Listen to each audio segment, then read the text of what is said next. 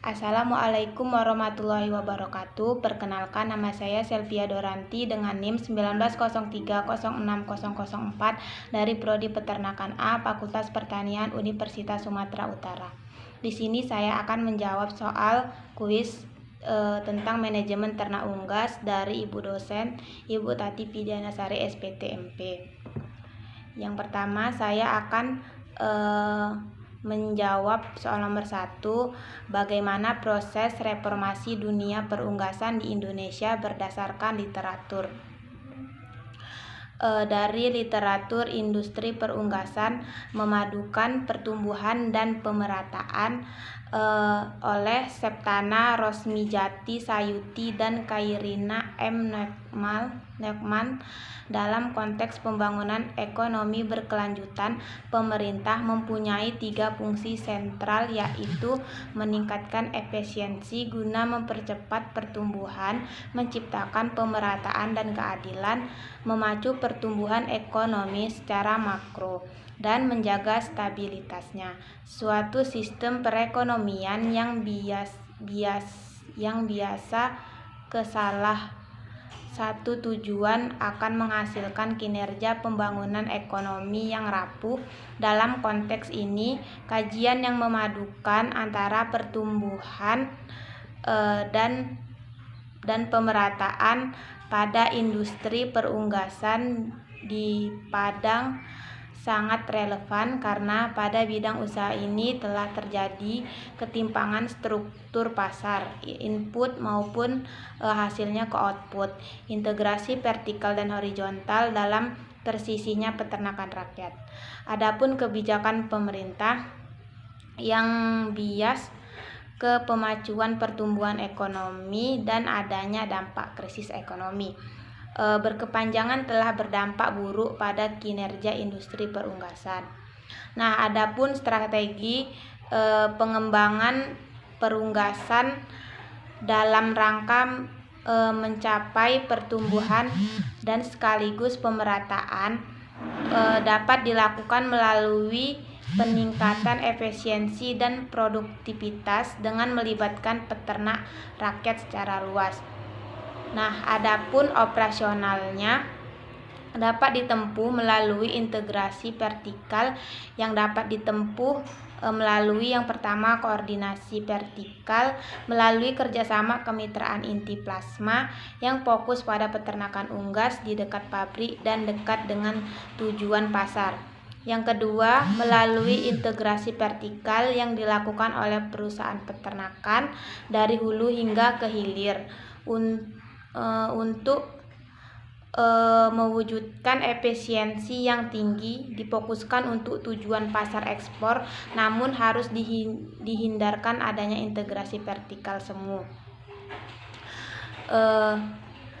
Yang ketiga, melalui integrasi vertikal yang dilakukan koperasi agribisnis perunggasan.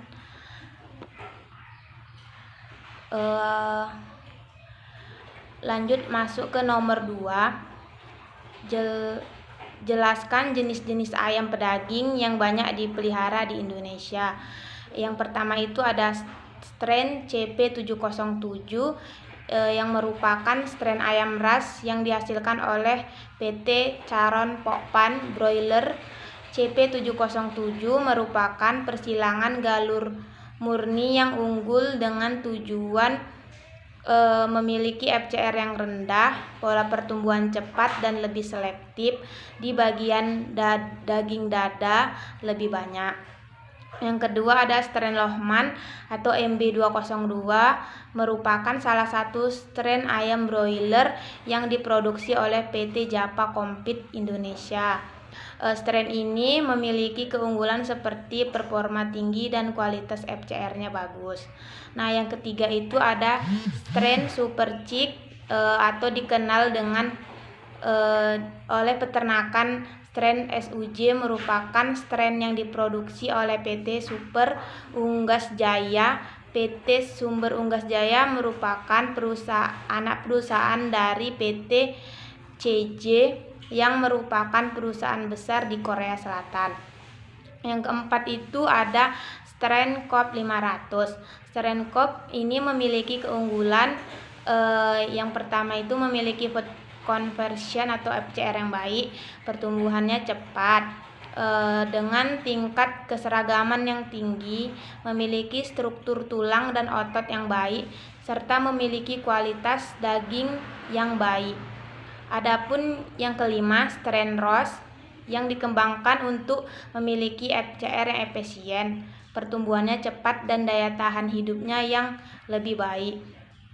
Nah, strain ini diarahkan untuk memiliki kaki yang kuat sebagai penopang badan yang besar. Yang keenam ada strain Hybro. Strain ini diproduksi oleh PT Hybro Indonesia.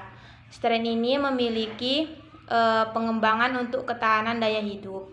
Performanya untuk daerah tropis cukup baik dan memiliki ketahanan terhadap penyakit askites. Pengembangannya genetik pada hasil karkas.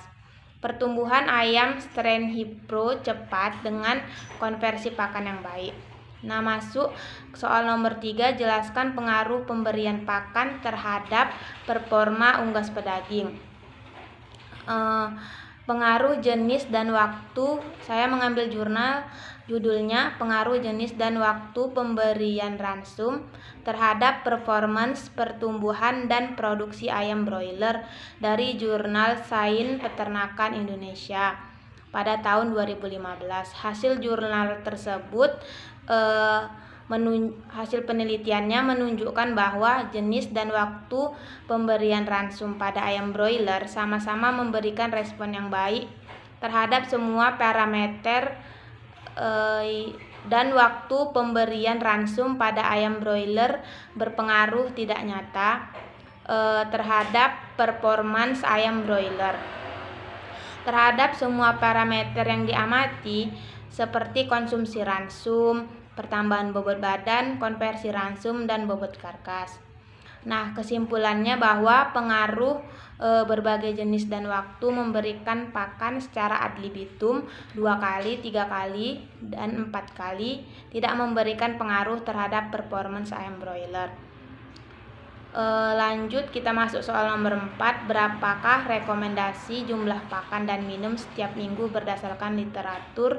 Nah, di sini saya mengambil strain dari CP707 atau dari strain Caron Pokpan dari literatur manajemen ternak broiler.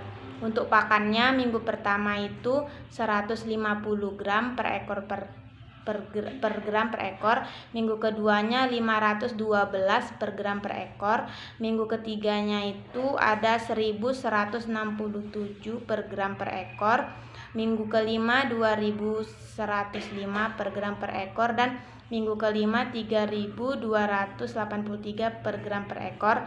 Nah, yang terakhir minggu keenam 4604 per gram per ekor.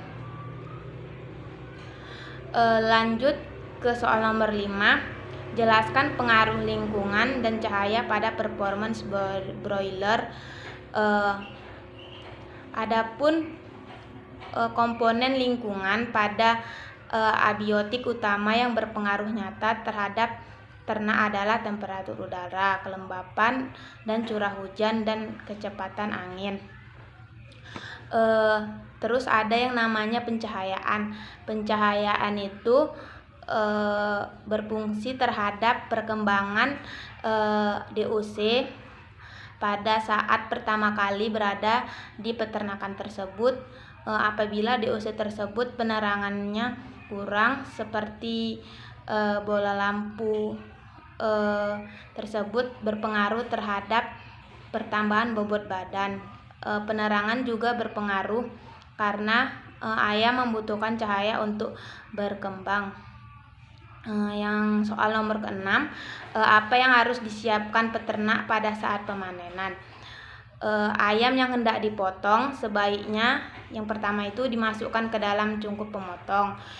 Yang kedua itu pemotong dilakukan pada leher hingga saluran pernapasan terputus. Setelah leher ayam tersebut dipotong, ditunggu 1-2 menit agar seluruh darahnya keluar. Yang keempat, dilakukan yang namanya scalding atau pencelupan ayam di air panas. Yang kelima, bulunya dicabut termasuk bulu-bulu halus di dalam mesin pencabut bulu.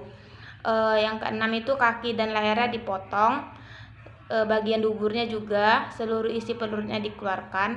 Nah, adapun sebelum dikemas, daging yang telah siap untuk dimasak itu didinginkan, dan daging ayam yang bersih segera dimasukkan atau dikemas dalam kantong plastik lalu untuk diedarkan diperjualbelikan di pasar. Soal yang nomor 7, bagaimana pengaruh kepadatan ternak terhadap performa ayam broiler? Di sini menggunakan interval kepadatan kandang yang berbeda, sehingga diketahui pengaruh kepadatan kandang yang optimal terhadap performance ayam broiler. Nah, kepadatan juga berpengaruh terhadap pertumbuhan bobot badan, karena apabila kandang tersebut padat, maka suhu udaranya atau temperaturnya meningkat, sehingga pertambahan bobot badannya bisa terganggu oleh ayam broiler tersebut. Nah, untuk kepadatannya harus standar dan tidak boleh melebihi batas kepadatan dalam peternakan ayam. Yang ke-8, jelaskan program vaksin ayam broiler. Vaksin ayam broiler itu pada umur 4 hari. Jenis vaksinnya itu ada NDMA5 klon. Vaksinnya itu diteteskan di mata. Umur 14 hari itu jenis vaksinnya ada IBD, atau orang bisa menyebutnya dengan vaksin Gumboro. Cara vaksinnya itu di air minum.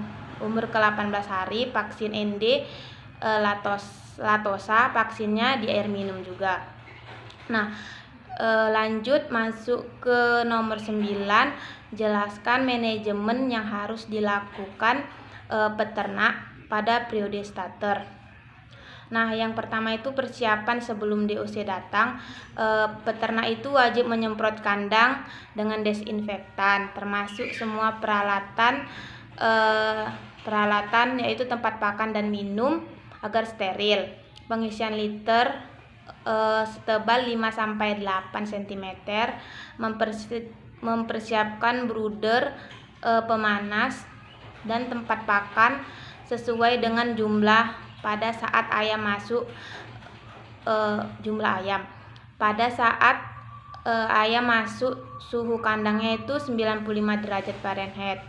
Terus memasang tirai baik bagian luar dan dalam menggunakan terpal. Disarankan terpal yang berwarna biru, dan memasangkan lampu penerang. Adapun persiapan DOC masuk, yaitu memasang tempat pakan dan minum, menghidupkan pemanas. Selanjutnya menyediakan air minum yang ditambah gula sebanyak 5%. Memeriksa DOC yang masuk. Lanjut membiarkan ayam minum 2-3 jam, barulah diberi makan sedikit demi sedikit di first feeder. Selanjutnya diperhatikan juga kebutuhan temperatur pada penyebaran ayam. Pemberian pakan pada umur 10 hari pertama menggunakan fine crumble. Disarankan menggunakan baby chick feeder. Alas kertasnya itu bisa digunakan 1-2 hari pertama. Tempat pakannya itu pada minggu pertama sudah dikenal dengan pit tub. Minggu kedua dan 3 menggunakan feeder yang digantung setinggi punggung ayam. Lanjut kita masuk nomor pakan. Penanganan air. Penanganan air minum itu dilakukan tes bakteriologi secara berkala dengan desinfektan. Maksud saya dengan desinfeksi, kaporitnya 3-5 ppm, antiseptik, tempat minumnya harus bersih, pagi dan sore harus dibersihkan. Nah, tempat minum tidak boleh kosong jumlah airnya 1,7 sampai 1,8 dari jumlah makan pada saat itu. Itulah yang dapat saya jawab kuis manajemen ternak unggas dari Ibu Tati Pidianasari SPTMP. Lebih dan kurang saya mohon maaf. Wabillahi taufiq wal hidayah. Wassalamualaikum warahmatullahi wabarakatuh.